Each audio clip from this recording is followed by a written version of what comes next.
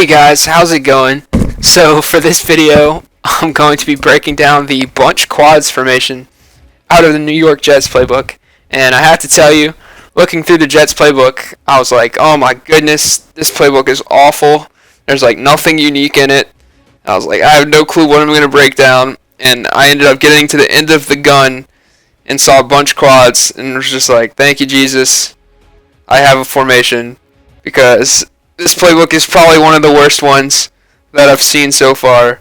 I'm sorry to anybody who runs the Jets playbook, but it's just like so boring. I feel like there's nothing unique in it other than bunch quads. And even then, like bunch quads is in the Chiefs, and the Eagles used to have it. I don't know if they still do, but yeah. So that's my little spiel. But I'm gonna do the bunch quads. It's like 5 or 6 plays out of it that I like to run. So I'll go ahead and show you guys those. First things first, the personnel. I'll put my biggest receiver far left, so in this case Eric Decker, my best one-on-one matchup height-wise and catching traffic-wise.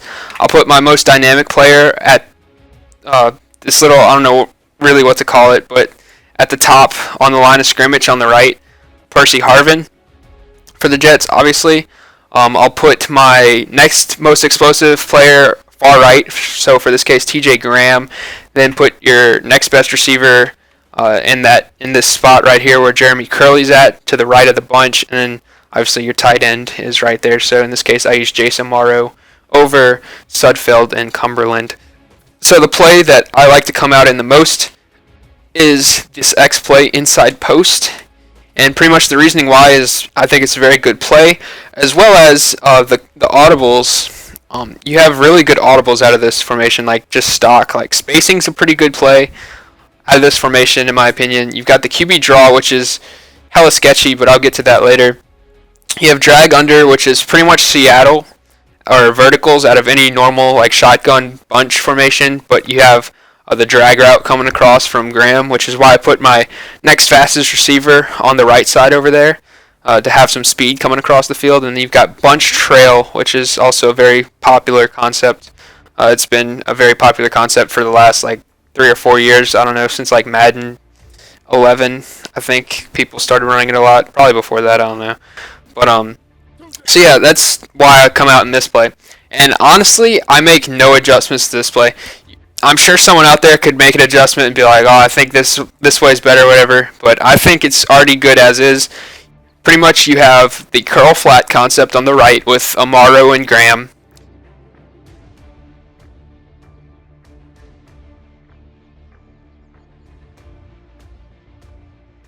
And I like having a lot of speed on those crossing routes. And Jeremy Curley's running kind of a weird angled post route behind him, which is also very good at it beats man-to-man, gets really good positioning, and it also does a good job of finding open windows against zone. And then you've got the one-on-one fade on the left with Decker, if you want to take that. So it's basically pretty simple. I always read flat first. If the flat's open, you can go ahead and take Amaro in the flat and try to get upfield. After that, I look for Harvin. If Harvin's open, go ahead and throw it. If you see a window that he's going to be open, you can wait for him. After Harvin, I look back to the right and look at Curley. And as you look at Curley, you can kind of see Graham as well. He'll be kind of finishing up his curl route. If you think he's open, you go ahead and throw it. If not, you can wait for Curley to cut over the middle of the field. And then, obviously, your last ditch read is Decker with the one-on-one. So I'll go ahead and run this for you guys here. Right there was against man-to-man, and that's what's going to happen every time against man-to-man with that crossing route, especially when you have someone as dynamic as Percy Harvin. Gets really good separation. Right here, I'll reset the play so I don't run it against goal line. We'll go ahead and run it once again. Right there, saw no one out in the flat. Go ahead and take the flat, get upfield, get 7 or 8 yards. So just take what the defense gives you. That's my philosophy right there. I tried to quick throw that, but I think that was Brandon Spikes was able to recover quick enough. Good play on his part. But yeah, let's try to get them out of goal line here. I'd like to try to throw that Jeremy Curley post route for you guys here. And Gino kind of made an awful throw, but you guys could see, I'll run it back in instant replay as the defense is in goal line again. But you guys can see right here, I could have thrown this route once again. I also could have thrown the TJ Graham curl route the pass lead down. Also had one-on-one on the left with Eric Decker. Could have thrown it to pretty much anybody. Even Jason Morrow had a beat on his guy out in the flat. But I tried to fit it into Curly here. And as you can see, when he cuts on that, when he cuts on this post route, he cuts like kind of slowly. But then, I don't know, it's hard to explain. Like, he cuts slowly, but then he kind of gets a quick acceleration right there and spins his defender around. You can see how much space he has right there. If Gino would have made an accurate throw, he had a lot of room to run. But obviously, Gino overthrew him by like 5 yards. But that's just kind of to show you the effectiveness of the route against man-to-man. It's very difficult to guard this play using man-to-man because of these two routes alone, with the crossing route and the post route. Not to mention you've got the curl route and then whatever other adjustments you want to make. So, very good play for beating man, and also a good play for beating zone if you're able to make the right reads and throw it in the right windows. The defense keeps coming out in goal line. Okay, let's see. Right there, man-to-man again, and unfortunately Gino wasn't able to thread it again. Let's see if I can get this for you guys. And once again, Gino makes a bad throw. Okay, I'm just going to stop trying to throw that route. If your quarterback's not Geno Smith, you should have no problems throwing that route. But otherwise, if you play with the Jets, I'm sorry, but Gino doesn't really get it done. Right there, okay, that was a good play by the linebacker. Hold up, I'm gonna complete this route. You know what? It's gone on this long. There we go. Okay. Okay, I figured I had to try to save face right there after I threw it like 4 times and wasn't able to complete it. But yeah, you guys get the idea. Just be smart with your reads. Don't be dumb like I was being like the past 5 attempts. Just make smart reads. Don't turn the ball over, and you'll win games. So yeah, that's the base play pretty much. The quick audibles, spacing. What I like to do for spacing is, it's kind of weird, but I'll put Graham on a smoke screen, and I will streak Amaro. And pretty much the reason I do this is because in the normal spacing, Amaro goes to the flat to occupy the flat. So by putting Graham on the smoke screen, it pretty much accomplishes the same thing. He's in the flat as a read. If there's a flat defender, he'll occupy him. And I'll streak Amaro, since a lot of people, once they see spacing, they might come like flying up with their user defender and might not account for a tight end streak. So if they do that, if they like notice the curl routes and come flying up, and then Amaro can just like run right by him, you can get some really big plays out of it. So it's just something I like to do. Kind of weird, but it works for me. And you've got the backside slant from Decker, where if your opponent runs man-to-man against this, you pretty much just have to hit that backside slant, because man pretty much locks up every other route on the play. So just be careful about that. Like in this case, it was man-to-man, so I had to wait for Decker to run all the way back, all the way through. If it's man and your opponent's smart, he'll probably sink back and guard Decker. In that case, you're going to have to playmaker somebody and try to get him open. If you don't know how to playmaker, you hold left trigger and move the right analog stick, and what that does is you can direct the closest receiver to you to run in whatever direction you want him to.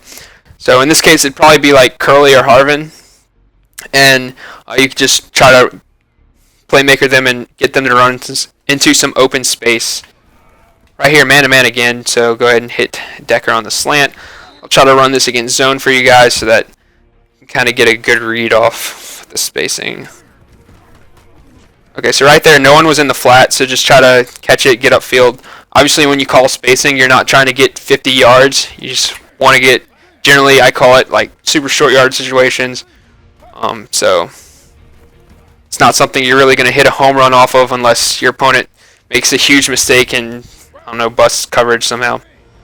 So yeah, just keep that in mind. And keep in mind, you really kind of have to make quick reads, because if you don't throw those little hitch routes quick enough, they can get jumped. And if they do get jumped and picked, it's most likely a pick six, since they're so shallow, so close to the line of scrimmage, and the defender's going to have like a full head of steam already. So just be careful. So the run audible is the QB draw, which is not something I like to call really at all, because your one bad play call, if you call it, if you think your opponent's playing like coverage defense, but he ends up blitzing, your quarterback's going to eat a shoulder of like a defensive tackle, like 5 yards in the backfield. So it's a good way to get your quarterback hurt. It's a good way to fumble, and it's just not worth the risk. Basically, the reward isn't worth the risk because even if you do call it successfully, generally you'll only get like 3 or 4 yards or something. It's like right here. Like I don't know if I could have taken that outside. I don't know if Gino's fast enough for that. But that's pretty much what happens. Like in my experience, almost every time, is right there.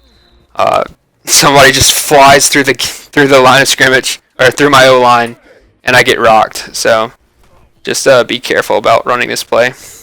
And even then, like right there, I was able to make somebody miss, get upfield, and I only got 5 yards, and I took a big hit. So it's not something I like calling.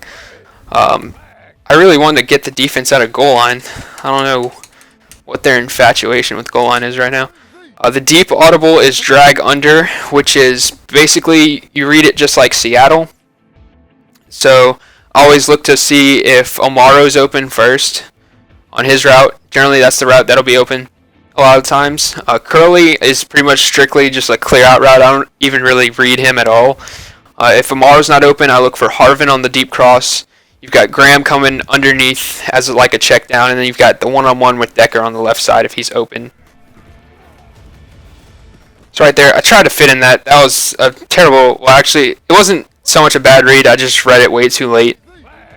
I feel like I could have fit that ball in if I threw it quicker, but that was my fault. Right there, man-to-man, go ahead and hit the crossing route and pick up big yards with Percy. That's why I like putting him right there, running a lot of deep crosses, like I said earlier. Let's see. Right there, I could have hit Amaro on his little route, but I didn't want to look stupid and throw another pick. I was too scared. But you can't let fear keep you from throwing the routes. Okay, that's 3 plays in a row. That defense comes out in goal line, so it's slightly ridiculous right now. Let's see. I'm going to try to fit. Okay, it's man-to-man, so. And I couldn't even get the ball off. Gino has a slow release, FYI, in case nobody knew. I've never played with the Jets before, actually, so. Yeah, I don't know how much better Vic is, but I imagine Gino would have a better accuracy than Vic, so that's why I elected to stick with him. But maybe Mike is the better option. So that was me completing the Amaro route and not throwing a pick. So that's nice. Right there, that was, again, me completing it and not throwing a pick. So I think I'm setting a new record right now with not throwing picks. But as you guys can see, the Amaro route's pretty much the one that you're going to want to target the most on this play. If he's not open, don't force it. Just look for Harvin on the deep cross. If he's not open, don't force it. You have Graham coming across the middle, or you have the one-on-one with Decker on the outside. It's right here. Try to hit the one-on-one with Decker, and that's what happens when you have a height mismatch. So I'm going to run it one more time. I'll try to hit the Amaro route again if it's open. No, they're in man-to-man, so man-to-man, always look for Percy's route first. If it's open, just throw it every time. And then the play action audible is bunch trail. And so pretty much the only adjustment I make on this play is I fade Decker for the same reasons as the last play. If he's open, you can throw it. And then if he's not open, hopefully he clears out space for Amaro. If Amaro's open, you can go ahead and throw it. If it's man-to-man and you're feeling frisky, you can wait for Harvin to cut on his corner out. Just have to have good timing with that. Don't throw it too late because it will get jumped and picked if you do throw it too late. Then you've got the one-on-one on the backside with Decker, and then if it's really late in the play and you have a ton of time for whatever reason, you have TJ Graham on his deep post route, which I pretty much never look for that route. Honestly, I'd probably just go ahead and smoke screen TJ Graham now that I think about it, and just have him as like a check down if no one's in the flat kind of read. So go ahead and run this for you guys. And right there. Okay, that was a terrible animation. Jeremy Curley, I don't know, for whatever reason, decided to run like 3 yards behind the line of scrimmage. So yeah, go ahead and make your adjustments. And right there, man-to-man, got rocked and coughed up the rock. But that's kind of what you want to do against zone. Let's see. Whoops. I accidentally called a new play. So let's see, I'm going to come out in that again. Well, I'll come out Actually, that's pretty much the only 5 plays that I run out of here, because I'll go ahead and go through them real quick since there's only 9 in the formation. Like, I went through those 3. Stick is very similar to spacing in my opinion, so I just run spacing. Same thing with tight end angle. Tight end angle is very similar to bunch trail, and I just think bunch trail is better because you've got the corner route from Percy, and yeah, I think that's pretty much the one reason why I like bunch trail over tight end angle. Drive, there's really nothing special on drive that makes me want to run it, so I don't even really worry about that play. And then Z spot's kind of the same thing with spacing. I think it's just very similar to what you want to accomplish with spacing, and I don't think there's any reason to really run it over spacing or whatever. So I would just come out in inside post every single time, and you have pretty much every play you want to run at your disposal. So just something to keep in mind. If you want to run one of those other plays, that's up to you. Like, nothing's stopping you. I'm not saying the plays are bad. It's just personal preference at the end of the day. So right there, I tried to hit the flat and picked up a yard. I just didn't want to look stupid and throw another pick. Okay, let's see. Try to hit the trail route here for you guys. And that's what happens when I try to hit the trail route. I throw picks. So, let's see. Goodness gracious, they're like all over this trail route. Okay, I tried to squeeze it in there, but Gino made a kind of a bad throw.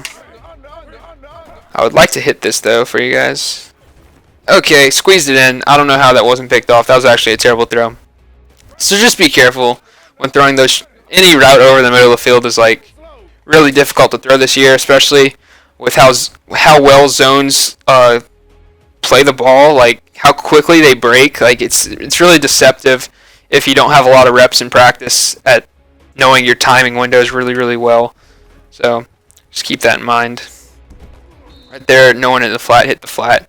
This is probably the play I'd run the least, just because it's probably the play I'd be least comfortable running, because I wouldn't want to make a stupid read over the middle of the field and throw a pick. So I'd probably stick to like inside post and drag under the most, to be honest, and then mix this in like every now and then if I thought for whatever reason it might work. And right there, Gino got rocked. So yeah, guys, that's pretty much it. I think it was about four or 5 plays. Out of this formation, there's only 9 plays in it, so not the biggest variety, but I think it's definitely something that can be effective.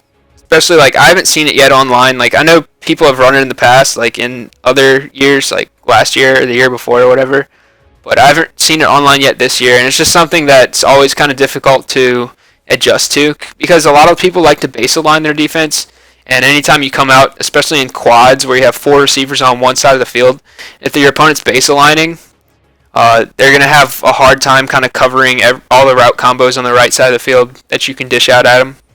It's just something that makes your opponent play defense that's out of his comfort zone, and it can work to your advantage. So I think that's the main reason why this is a pretty good formation. So I hope you guys enjoyed. The next video is on Oakland, I believe, the Oakland Raiders playbook, which is actually a really good under-the-radar playbook. I was looking at it earlier, and one of my friends actually said that he runs it in Mutt, and I was like, oh, I'm going to check it out. And checking it out, and it's actually really nice. And so there's a lot of good stuff out of that playbook that I look forward to breaking down. And so you guys can look forward to that, hopefully. And I hope this video was also able to help you, maybe inspire you to run some bunch quads. And so yeah, until next time, guys, take it easy and have a great day.